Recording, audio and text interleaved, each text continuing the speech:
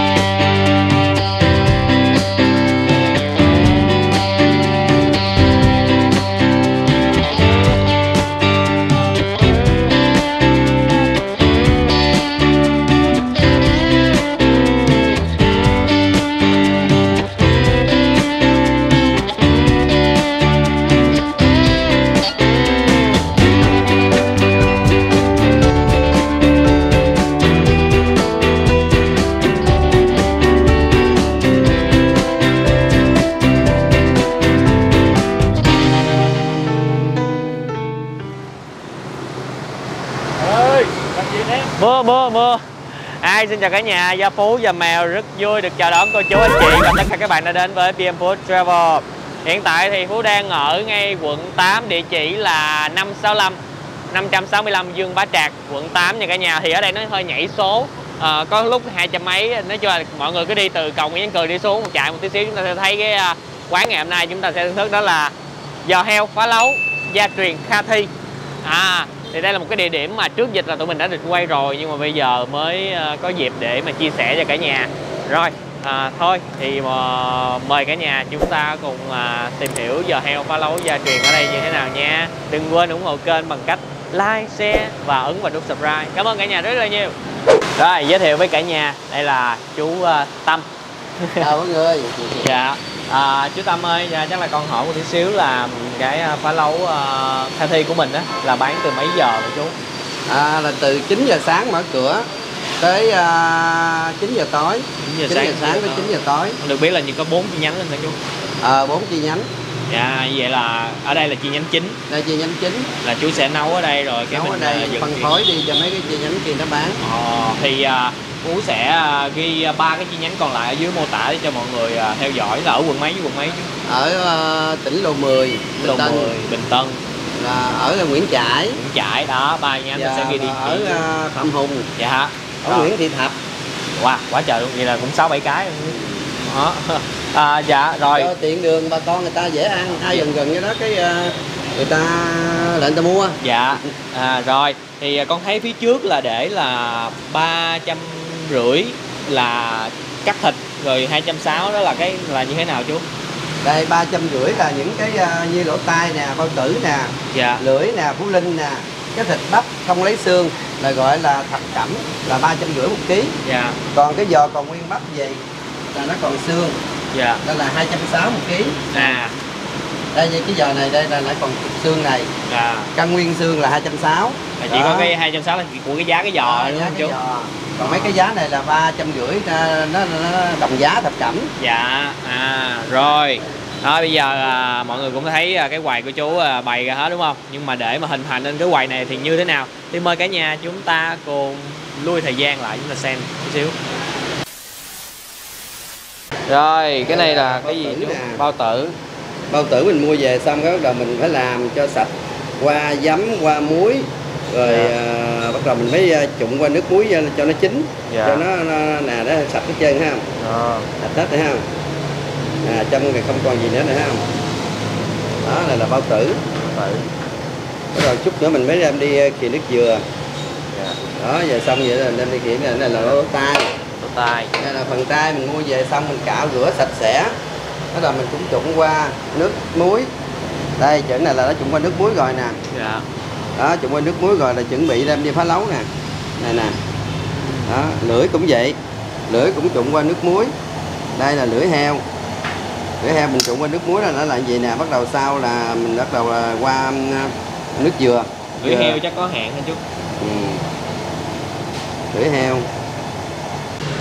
Đó. Chú bỏ phá lấu vô. Bao tử. Cái này là làm không có gì quá chất gì hết. Dạ. Làm dân gian. Làm dân gian. Làm theo kiểu truyền thống hồi xưa. Theo miền Tây đó đúng không chú? Theo miền Tây. Chú là quê ở đâu? Quê Kiên Giang. Kiên Giang.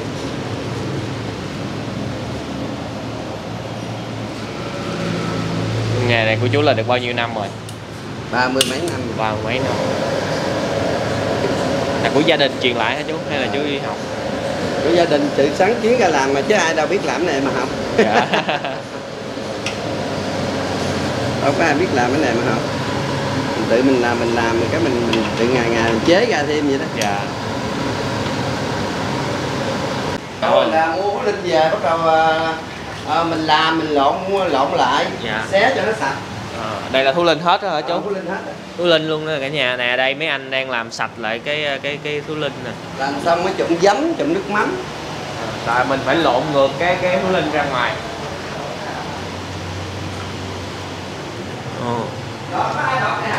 Cái đó anh đang giật là cái gì ạ?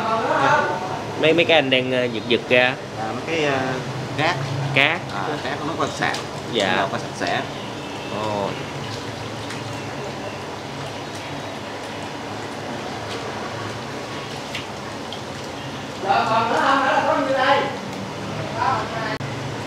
Đó, cái ở trong là cái gì ha? Phải lộn nữa. Ồ, rồi nó vậy. Mới lộn lại.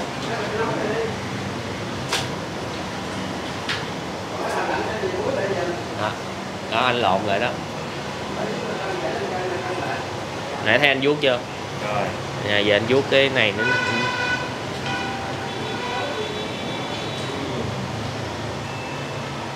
Ồ. Nguyên nồi nha. Sau khi làm để bên đây hết rồi cả nhà.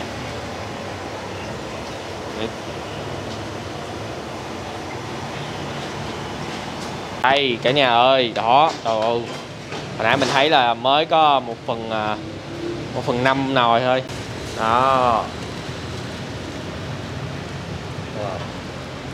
Đó, cũng cái nồi này là cả nhà giấm muối nè. Này mà chú nói là cái này là lâu hơn cái giò luôn hả chú? Nó cũng thời gian bằng nhau. Dạ. Khoảng 3 tiếng. 3 tiếng.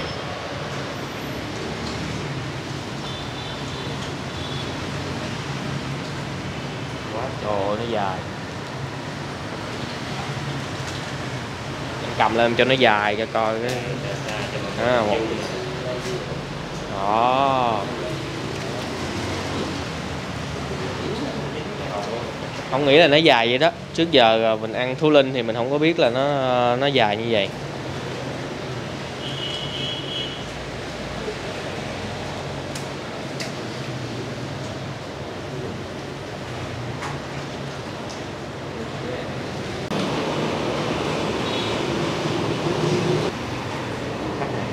Cắt rồi.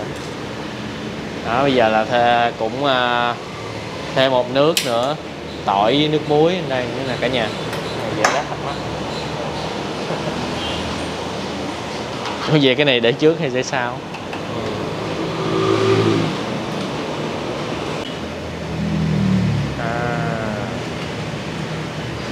Cái này đều bao lâu nữa nè. Cái này để mình thêm chắc cũng bằng với cái thời gian cái kia nãy. Nó mềm thôi. Mềm thôi.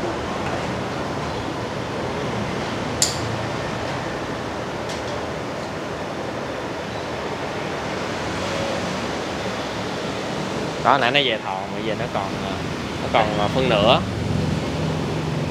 Nó thâu lại còn có phân nửa rồi cả nhà. Giảm 50%. Giảm 50% chiều dài. Có cần em gấp cọng dài lên không bạn? Có luôn. Em gấp một cái cọng dài lên, đó, cao lên. Ồ, cái này bự nè. Cái này nhiều mỡ. Nhiều mỡ. Rồi, ok. Cái này thay cho là nước dừa. Rồi. Cái này là nước dừa. Nước dừa khi mà mình luộc xả nước muối xong cái mình qua nước dừa. Dạ. Nước dừa xong mình thả caramel. Đó, caramel là nó thành phẩm. Đây là cho nó đậm hơn. Đúng rồi. Cái này là nước dừa. Nước dừa. Còn cái nào là thú linh không đúng không? Thú linh không à. Con này thú linh không à. Thú linh làm ngày tới 100 mấy chục ký nữa. Cái chú hay là hết trơn.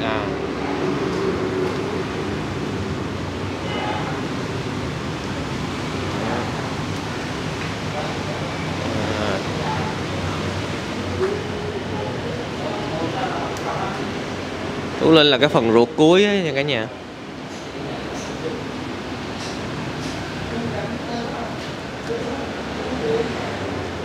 Linh này làm phải kỹ lắm mới ăn được, chúng ta nói thôi. Dạ. Cái này là coi như làm cực nhất đúng không chú? Đúng rồi, nó qua từ nước giấm nè, làm giấm nè, muối nè, rồi rửa nước mắm lại nè, bắt đầu mới qua nước muối lại mới xong mới qua nước dừa. Nước dừa vẫn không, cái này mới qua caramel nè. Rồi hồi nãy con thấy là chú múc bớt nước ra hả chú? Cái này cho nó là thành phẩm rồi nè, cái này là nước dừa nè, công đoạn qua nước dừa nè. Nó sẽ kẹo lại như vậy nè. Nó phải kẹo mới được. Đó, nó phải kẹo lại như vậy mới được nè, đó, cái nước nó là kẹo nè. Wow. Nó cũng là cái nước coi như là cái nước này là nước dừa nó sánh lại nước sốt luôn đúng không chú? Đúng rồi, là nước sốt luôn. Đó. Hồi nãy là đầy chảo và chú vớt bớt ra để cho chừa lại cho nó sắp sắp rồi cái để cho nó kẹo lại cả nhà. Đó đã.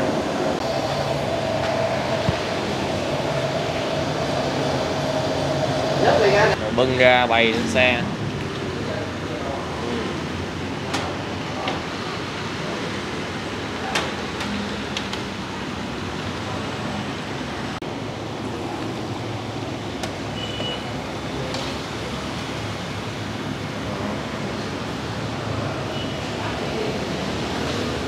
Rồi đây là mình đem về mình rửa bằng nước lạnh xong bắt đầu mình trụng qua nước muối là nửa tiếng cho ba cái tạp chất nó ra hết, đúng không? Đây là giò đúng không chú? Giò heo, cho ba cái tạp chất nó ra hết là bọt rồi đó nó ra. Dạ. Giò bự quá. Cái giò dao động từ khoảng 1,6 kg, 1,5 kg, 1,2 lên 1,6 kg. Còn cái giò nó thấy cái có đó là làm thành phẩm đó là nó còn là nó teo lại hả chú? Teo lại. Rồi nó bự vậy mà nó teo lại còn khác. Nó bự vậy nó teo lại, nó mất đi hết 30%. Wow. Đây đó cả nhà nhìn thấy bự không? Cho cái nồi là nước muối hay không? Nước muối nấu sôi. Nước nấu sôi luôn chứ mình không có xài dạng nước muối mà lạnh thôi chứ. Không, nước muối lạnh không được. Nước muối sôi nó hết tạp chất. Trời. Đây sắp đầy. Nãy như đây là bao nhiêu ký vậy chứ? Nguyên cái thao này nãy thao đó là 60 kg. 60 kg. Vậy là chú vớt giò thêm. Chú nói là luộc nửa tiếng thôi, không có luộc lâu thêm. Lâu thêm thì nó sẽ như thế nào chú? Nếu mà mình luộc lâu thêm thì nó sẽ như thế nào? Mềm. Nó không có được thấm, tại vì trong đó là nó đâu có gì đâu có gia vị gì đâu. Dạ. Chỉ muối không à.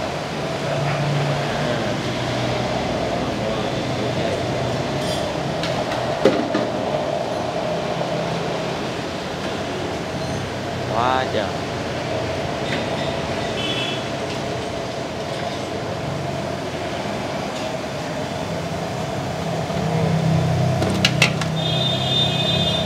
Khói nghèo nhạt.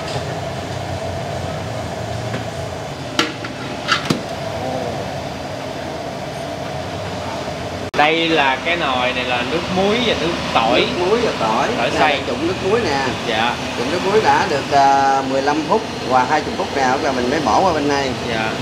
Bỏ bên này mình làm cho nó thử mùi tanh. Có tỏi với muối. Đây. Nãy chú xay tỏi ra đó cả nhà. Chú đổ vô nguyên cái thau bự. Giờ gấp lên nhìn kỹ. Đây là những cái này là tỏi nha, không phải bọt nha, cái này là tỏi. Tỏi nha không phải bọt. Tỏi xay á. Nó bự lắm không? Bây giờ nó teo lại còn chút nữa. Đúng rồi, giờ nó teo lại nè. Nó teo lại còn có một chút nữa không? Khi nấu chín nó teo thêm miếng nữa. Teo nữa. Nó mất đi 30% nữa mà. Giờ mình bên đây là mình làm thêm bao lâu nữa chú? Bên đây mình làm thêm 1 tiếng đồng hồ. Tiếng đồng hồ.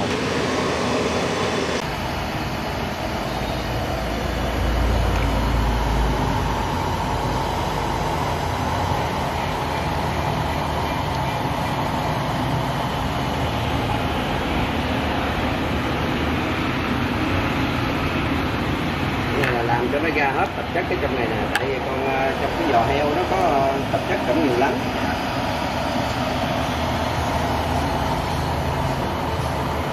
Dạ, muốn làm không hôi heo là phải qua cái nước tỏi với muối.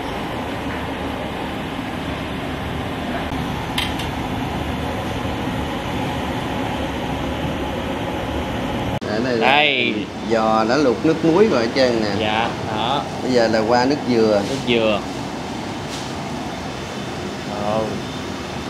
Hiện tại trong cái nồi này đang có tai heo rồi bao tử, lưỡi. Giò thì cái thời gian nó có khác không chú?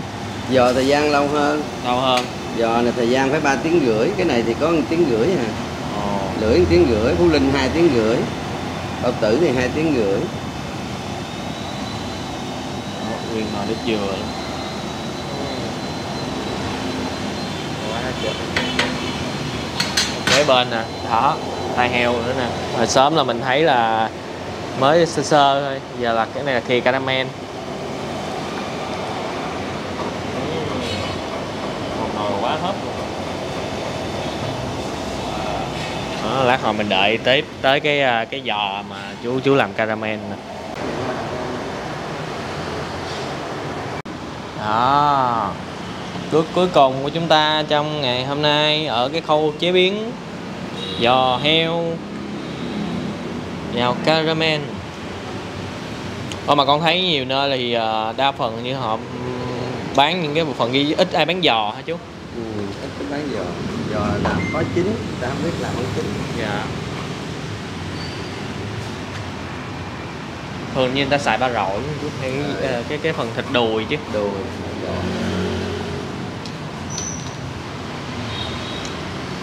Mà ngay từ đầu bán là mình đã chọn là có cái này luôn. Cái này là món cái này mấy chục năm rồi. Dạ. Cái này là mấy chục năm. Giò thì cho ai thích không có chìm nghề cho ai chứ thành ra là không có ai đâu có ai biết làm. Dạ. Nó không qua rất là nhiều công đoạn, nếu mà làm không qua nhiều công đoạn thì nó không ngon mà nó cũng không có được chín nữa. Giò này nó có chín lắm. Quan trọng là phải cho nó thấm được ở bên Đúng trong. Rồi, thấm được bên trong đó. Thấm bên trong. Giò bự chảo được mấy cái giò thôi. Giò coi như là ai thích dạng vừa béo rồi có thịt. Đó, đợi nước dừa nữa khi nó sánh xuống là lấy ra được. Dạ. Ủa cái giò này là cái khúc nào? Khúc cái bắp ở trên đó. Bắp ở trên. Bắp giò trước. Dạ.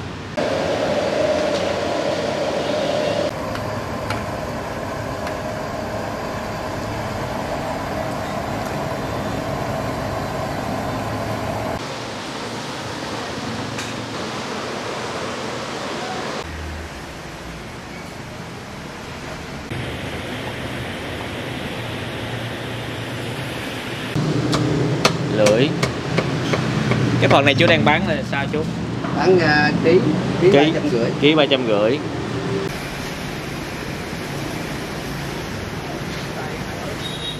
Rồi đặc trưng ở đây là chú có rau rừng ăn kèm nữa cả nhà. Tức là cái giá 35.000 một lạng là coi như là đã bao gồm rau luôn đúng không chú? Bao gồm rau, bao gồm cải chua. Dạ, ở đây là rau gì vậy chú? Đây là lá lốt nè. Lá lốt nè. Là rau gừng Tây Ninh. Rau gừng Tây Ninh. Này là lá cóc. Lá cóc. Cái này là có người ta kêu bằng là xá xị, còn có người ta kêu bằng quế vị. Quế vị. Đó là xá xị là nó thông thường là ta kêu bằng xá xị. Dạ. Còn cái này là lá cách. Lá cách. Lá cách. Rồi kèm theo có rau sống là lá tía tô. Gấp cá. Salad. Gấp cá và salad. Đó, đây là rau sống. Còn cái kia là rau gừng. Đây là ăn ai mà mua thì là đều 1 ký thì được khuyến mãi nửa ký rau. 1 ký được khuyến mãi nửa ký rau. Là rau nào cũng vậy đúng không chú? Nào cũng vậy. Trời ơi, rau đảo quá, có rau rừng là thấy ngon rồi đó. Rồi hả, bây giờ là chú chắc chú lấy cho con thập cẩm đi. Rồi để cắt thập cẩm. Với một cái giò riêng con để con trưng. Đó. Vậy là vừa có sẽ là lưỡi, thú linh, giò, tai heo. Lấy nhiều ta lấy 1 ký luôn nè. Bạn cứ ăn đi bạn ơi.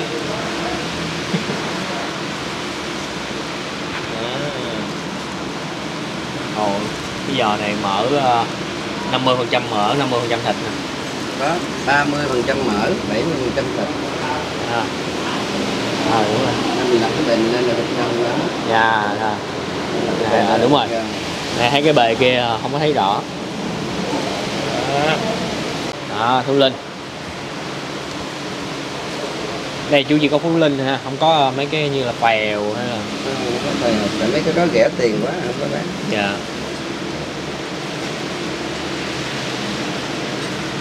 Ồ, cái nhà để ý cái Thú Linh chú, cái phần ở giữa nó thấm thấu vô trong, thấm luôn.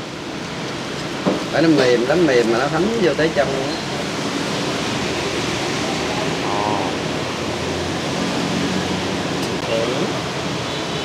Đây là bao tử ra cả nhà. Đây, bao tử nó dày vậy nè, ngon lắm. Bao tử nghe thịt. Chú có bán qua các app ấy nha cả nhà. Paymin, Loship. Nào, Grab đầy đủ.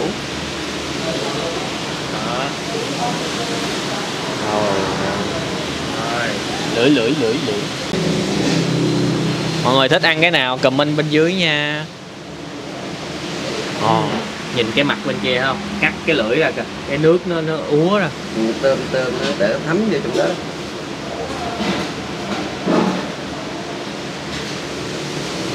Ôi ơi, cái này mà nhậu cũng vô lắm nè, dính lắm. Cái này nhậu là để rồi tay để mới đủ. Đó, tay.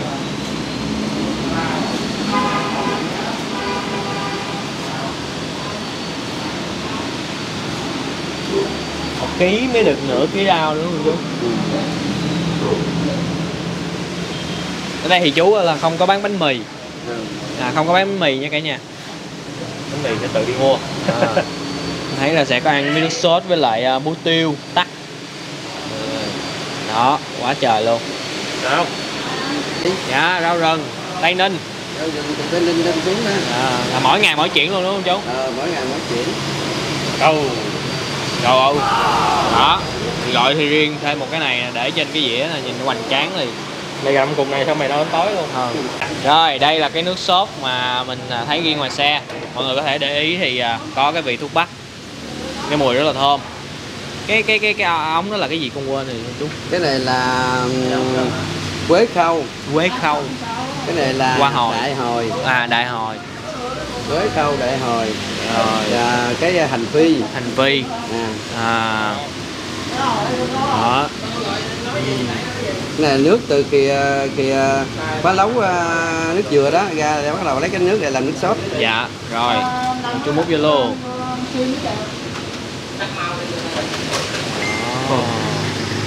Thơm quá. Rồi, con mượn chỗ của chú nha.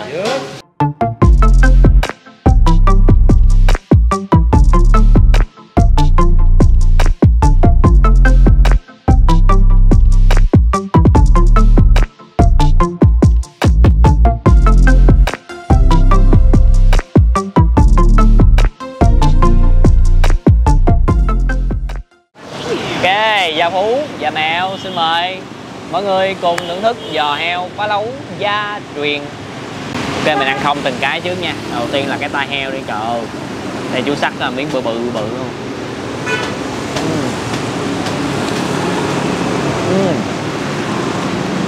Giòn hơn,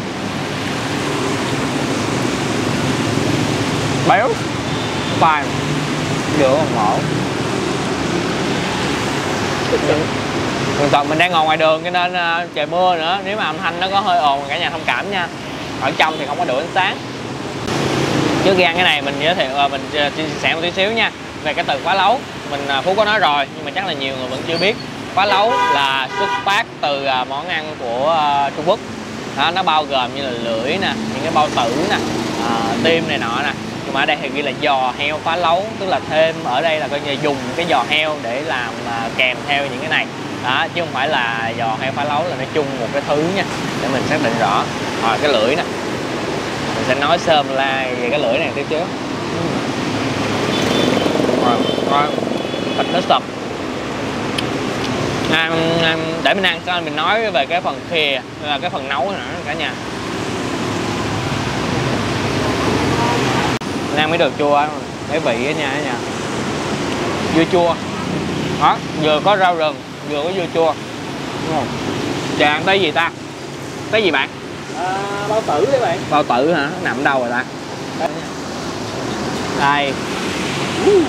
Ôi to.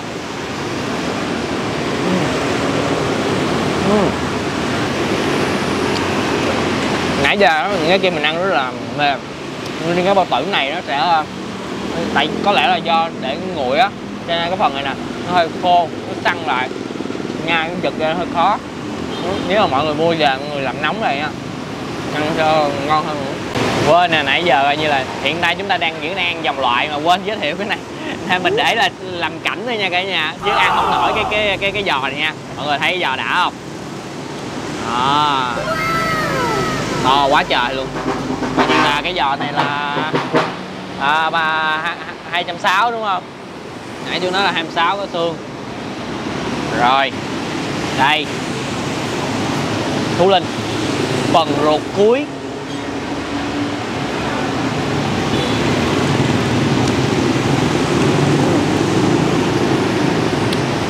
Cái thú Linh này á, tại vì nó nằm ở phần ruột cuối cho nên không thể nào mà tránh khỏi là cái việc là nó sẽ vẫn còn một chút mùi nhẹ, không thể nằm hết hoàn toàn được ha.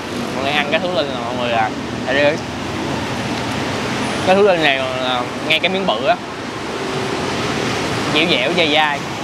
Cuối cùng là cái món chúng ta nhắm đến ngày hôm nay, đó là giò. Thì nãy giờ mình ăn á, mình chia sẻ ha, thì cái lớp mà caramel nước dừa á được khìa bên ngoài á cả nhà, nó thấm và nó có thấm một phần vào cái lớp thịt bên trong, và cái phần bên ngoài thì nó sẽ không có quá ngọt cũng không có quá mặn, nó rất là điều vị. Thì nãy giờ Phú ăn là lưỡi mềm sật nè, chỉ có cái là cái phá lấu, cái bao tử và cái thú Linh.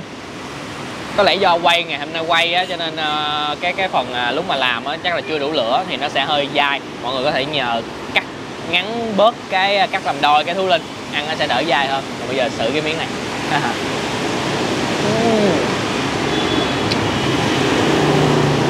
Ngon, thịt nó mềm săn ghê. Rồi, nãy giờ là mọi người đang đợi cái phần nước sốt ha. Nước sốt mình có chạy đi mua bánh mì hồi nãy á, chấm với bánh mì mình nếm cái sốt đấy đã. Nha, thơm á. Ồ, dịu, ngon dịu hả? Cái nước này nó sánh và cái hậu nó sẽ đi qua, nó sẽ hơi mặn, nó hơi mặn động lại cái cổ. Chấm bánh mì ok á.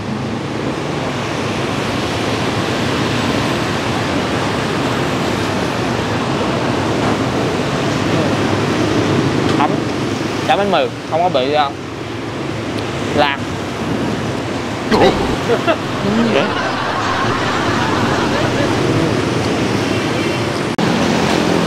miếng dừa chua. Bây giờ tới màn cuối cùng, cuốn rau ăn. Salad, lá lốp đó. Lá này lá gì quên rồi. Cốc nhái gì không ta? Cốc nhái, lá nhái, lá cách. Đây lá cách. Ủa hôm nay xá xị với cá luôn. Đâu rồi cái lá cách rồi. Đây lá cách dưới đây đó. Rau xanh mướt. Ăn miếng cuối nè. Cái gì ta? Thôi là Phú thích ăn lưỡi á, nhưng mà hơi lưỡi nó bự quá. Mọi người quên chia sẻ cái này cho thú vị cho mọi người biết là làm trong nghệ thuật á, thường tới ngày cúng tổ á thì nghệ sĩ luôn kiếm cái lưỡi heo. Ai nhanh tay thì lấy được cái lưỡi heo. Cái lưỡi heo nó giúp giống như là ăn nói lưu loát hơn, giống như là mọi người coi phim Tây Du Ký thì thấy biết chưa bắt giới cái miệng ngọt ngà định người như thế nào hay ha. Tức là để cho độ khéo léo á. Rồi bây giờ cuốn miếng này nha. Có tay hay là đó. Cái gì vậy? Vậy nè.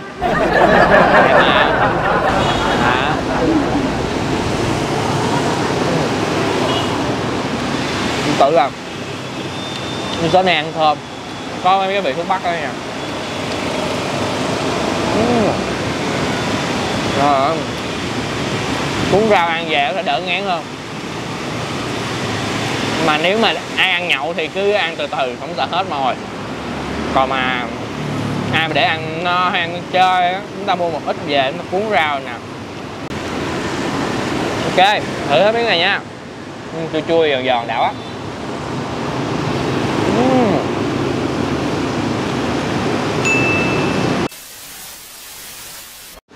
Ok, như vậy là đã hoàn thành ngày hôm nay món giò heo phá lấu gửi đến cho cả nhà. Ai mà thích ăn dạng nấu kiểu miền Tây như vậy thì hãy đến ở đây thưởng thức thử nha. Thì nói chung là ăn cảm giác rất là sạch sẽ. Nhưng mà nói là miền Tây nhưng mà nó sẽ không có bị quá ngọt nha cả nhà. Mình ăn ở cái vị ngọt nó vừa phải lắm trên lưỡi mình. Thì như nãy mình cũng chia sẻ thì là có thể là do hôm nay không biết là sao thì mọi người lưu ý là cái bao tử và cái thú linh nó sẽ hơi dai. Đó là cái điều lưu ý. Và cái nước sốt ở đây rất là đậm đà, ăn với bánh mì rất là thơm ngon. Thì khi mà ăn những cái này đó thì chúng ta sẽ cảm nhận được cái thịt nó là có cái vị heo, cái vị heo đi kèm nữa, và cuốn với rau ăn rất là tuyệt vời. Rồi, cảm ơn cả nhà đã dành thời gian xem clip từ nãy đến giờ. Đừng quên một món ăn ngon sẽ ngon hơn nếu chúng ta thưởng thức cùng người thân, bạn bè và chia sẻ nó với tất cả mọi người. Ai đã từng ăn ở đây cho mình bình luận ở phía dưới nha. Xin chào và hẹn gặp lại cả nhà trong những cái tiếp.